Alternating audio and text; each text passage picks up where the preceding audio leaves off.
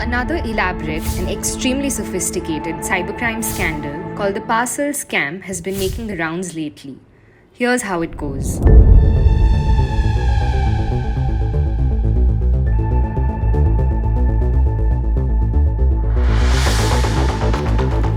So on Monday morning, usually when you're most worked up to leave for office, I received an IVR call from FedEx saying that my parcel was stuck in customs. The first thing they told me was that my parcel was being returned. I had ordered a lot of stuff online because I was going to travel abroad, and that's why I looked into it thinking, oh, maybe something is actually stuck. I requested more information, and there was no mention of any sort of customs being involved or police. It just said that my parcel is stuck and had to be returned. So on the IVR call, it asked me to connect to a FedEx customer care center. A person on the other side says, I'm transferring your call to the police officer, I'm transferring your call to the narcotics, or I'm transferring your call to the DCP.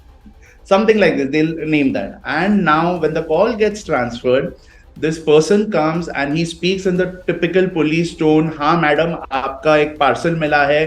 Parcel में 3 फर्जी passport है, 3 fake passports, 4-5 SIMs, and 100 grams of drugs.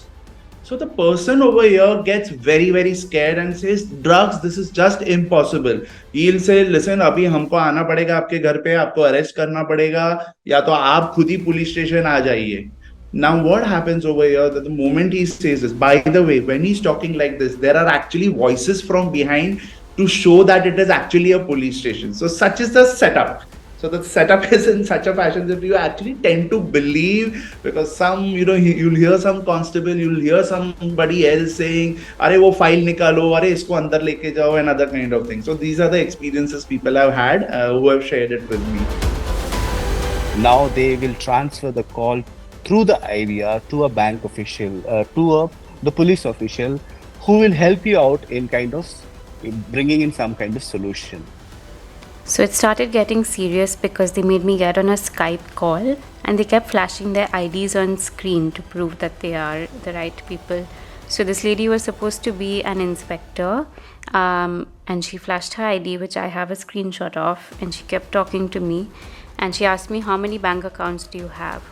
And I refused to give that information, but she asked me to give me her account number. And when I refused that, she said that I already have your account number. Can you verify that this is actually yours? And she went on and said my whole account number, which again is very alarming because how did she have that information? And she asked me how much money I have in my account. So I initially gave a false number, but she thought that was unbelievable. So she asked again, saying that I know the actual amount that you have. And that's when I said that the actual amount is 3,37,000 rupees. And that's when they started blackmailing me. They said, you need to transfer this money for verification and you will get it back in 5 minutes. And I didn't believe it. So I tried dropping the call, at which point again they blackmailed me saying, you can't drop the call because you already have a report against you and can be very easily arrested. They knew that I live in Bangalore, and I was pretty much made to transfer the money. It wasn't like they sent me a link, but I had to actually transfer the money myself. And it's been 2 months since then, and I haven't yet received the money back. Experts say that they are seeing traditional stealing slowly being taken over by cybercrime, or more recently, robbing via phone calls or WhatsApp chats. Victims have lost lakhs and in some cases crores of rupees as part of this parcel scam. The scam plays on 3 key factors: creating a sense of urgency, instilling fear, and playing on greed, such as to make a quick buck. But interestingly, the criminals have made a lot of effort in gauging the victim's trust as well, be it via a very real sounding police officer, the fake sounds added in the background to make it look like a police station, or the authentic looking documents.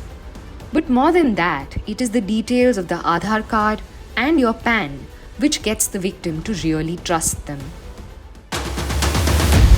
So, how are criminals getting access to this data? An increasing number of data leaks means that access to your sensitive information is out in the open. According to experts, data buying and selling is at its peak right now. For as little as rupees 5,000, you can get access to 5 lakh records, and it's becoming increasingly difficult to stop such leaks. Is there any way victims can get their money back? Immediate, the first thing I shouldn't do anything but make a call to 1930 or 112. That takes care of the thing. At least once we have frozen those accounts to which the money has been transferred or wired, I think we can, through the legal course, get that money back. At least 75% of the times it can be done. But when there is a delay, what happens is, even if there is a delay of 1 day, the person who has received the amount, he can withdraw at various point of time, and there ends the matter. So a sense of urgency has to prevail is what I can strongly advise people and give an advisory as well, that this is something which is very important. A golden hour reporting, that is the main thing. How do you ensure you don't fall for scams like these? Here are a few tips to keep in mind. Pause before you panic.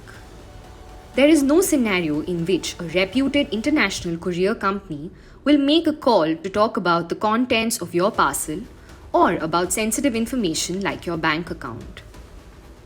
Be aware and cut the call if you haven't ordered anything or if you feel suspicious.